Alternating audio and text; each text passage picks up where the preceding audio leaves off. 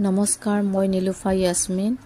আজি জুবিনদাৰ অনুভৱত এটি কবিতা আবৃত্তি কৰিবলৈ ওলাইছোঁ। কবিতাটিৰ শিৰোনাম হৈছে তোমাৰ পথত আকাশৰ তৰা সজাওঁ। তুমি অহা বাটে মই ৰখি থাকিম, কিজানি তোমাৰ সুবাস বিচাৰি পাওঁ। সদায় ৰৈ থাকিম, তুমি উভতি অহা বাটে কিজানি তোমাৰ ভৰিৰ খোজৰ শব্দ শুনা পাওঁ।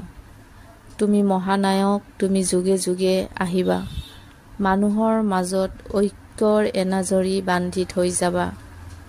জুবিন মানে যে বহাগ, সকলোৱে তুমি বিনে বিহু পাতিব কেনেকৈ।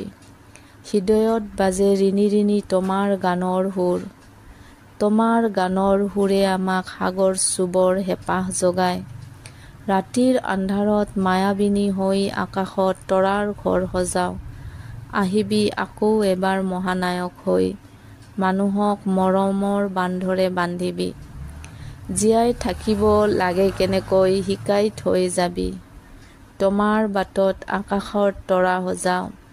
প্ৰকৃতিৰ সন্তান তুমি, প্ৰকৃতিৰ কোলাতে তোমাৰ হৃদয়ৰ ঘৰ। তুমি আকৌ আহিবি মহানায়ক হৈ।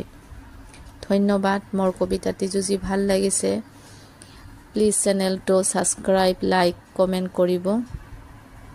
আজিলৈ